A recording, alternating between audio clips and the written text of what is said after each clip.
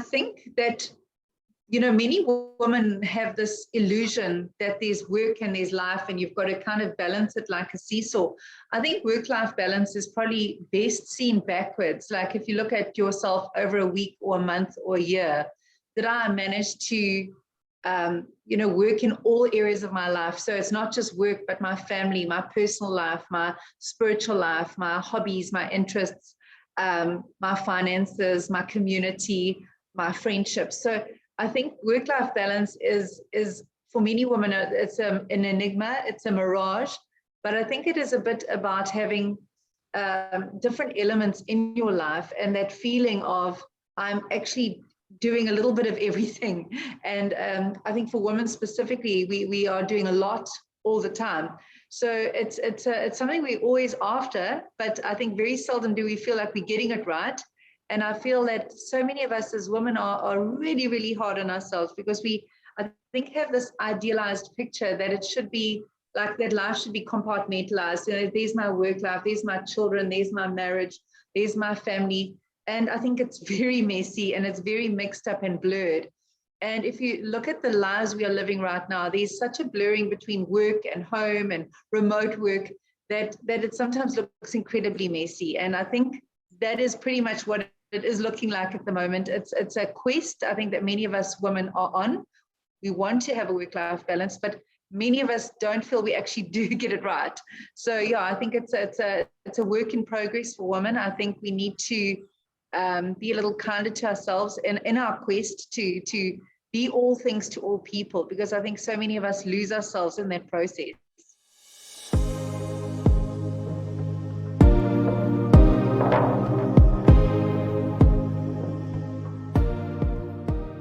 I think they say that guilt is the gift that keeps on giving. And I think many women feel guilt a lot of the time. I always have a joke that being a working mom is a combination of exhaustion and guilt, And I think one of the things I've realized as a working mom, as a person who wears so many hats, is that, that saying you can't pour from an empty cup. And I think a lot of women feel like if they practice some self-care, that it's actually selfish and that they're taking time and energy and resources away from others who need it. But I think many women, so many people are depending on them. So I think my justification is that if so many people are depending on me and I have a cup of goodness and capacity, I need to make sure that that cup is being filled all the time so that I can constantly outpour. And I think so many women reach burnout, they reach the end of their tether, they become bitter, they become angry, they become frustrated and exhausted, because everybody wants a piece of them, everybody needs stuff from them, but they're not doing the necessary work for themselves, the personal care, the wellness, whatever they need. I think they're so used to looking after others. And something I say often is that many women turn self-deprivation into a virtue, and I don't think it is a virtue. I think we should be focused on what do I need first, and once we've done that, then we start pouring out to others. And I think many women just care so much about so many people in so many different ways, and I think they get into the habit of just caring for others and always looking how they can help others, and sometimes in the process losing themselves.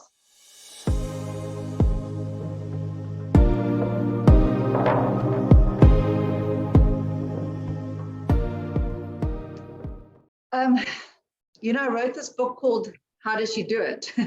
And to me, I think a lot of people that I know often ask me, how do you do it? So women are asking the question of, how do I get everything done every day? How do I get everything done in a day that I feel I should do? So the question often is asked, how do I get a work-life balance? Because I find work is taking so much out of me, my family needs so much out of me, and I'm running out of time and energy. So I think a lot of it is relating to priorities. How do I balance everything? A lot of it is relating to time management and energy management, in that I only have a limited amount of time and energy, and where do I spread it and how do I do it all?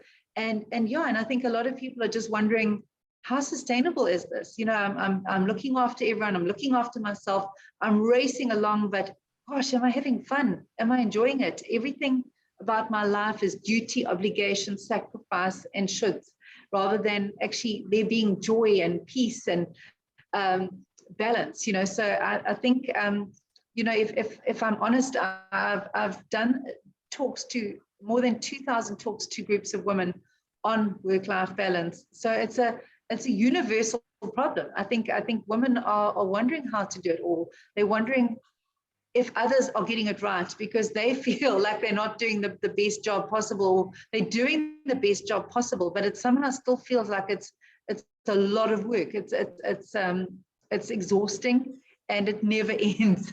So yeah, I think overall it's these questions relating to how do I do it? How do I do it all? What can I drop? Because I feel like I'm overwhelmed all the time.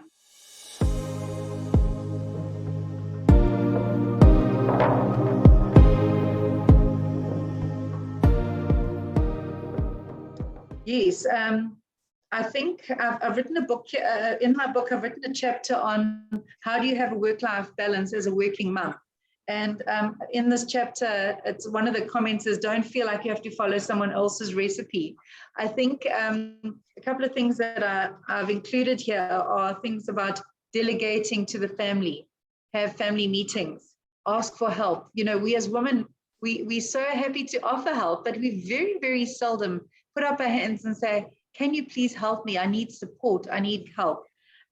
Another piece of advice in there is drop your standards. I feel like a lot of women have very high standards and very high expectations of themselves.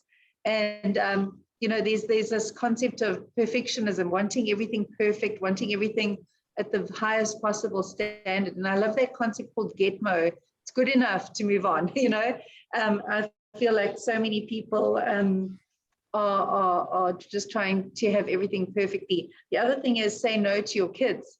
I know a lot of women who run ragged around their children, from this extramural to this party to this, and often to their own detriment. Sometimes the healthiest thing to say is no.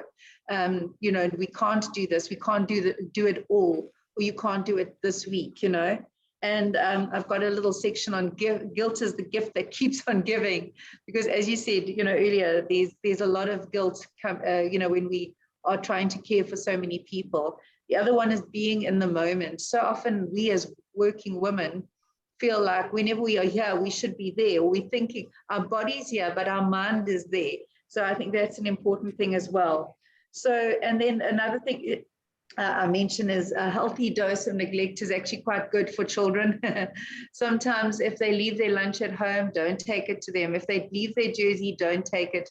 It encourages independence, and it also encourages accountability and ownership. So I don't believe in that helicopter parenting approach. I don't think it's helpful, and I don't think it fosters independence and autonomy. So I just feel that in that chapter, I just share some things that have worked for me. I've shared some things that have helped for people that I've coached.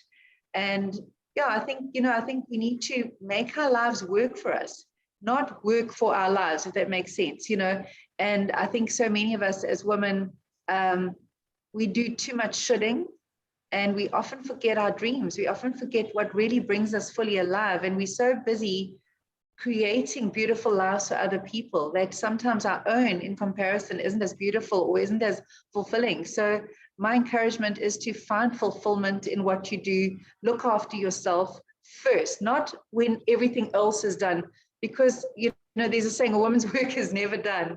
And so often we go, one day when I have time, or when all my tasks are done, I'll go for that facial, or I'll visit that friend, or I'll go for to the doctor for that checkup, but we never get to that point. So I think we should be, prioritizing every day something for ourselves that makes us happy, because if we're feeling cared for and supported and like we're looking after ourselves, then we've got so much more capacity to spread the love and to look after everyone else that we care about.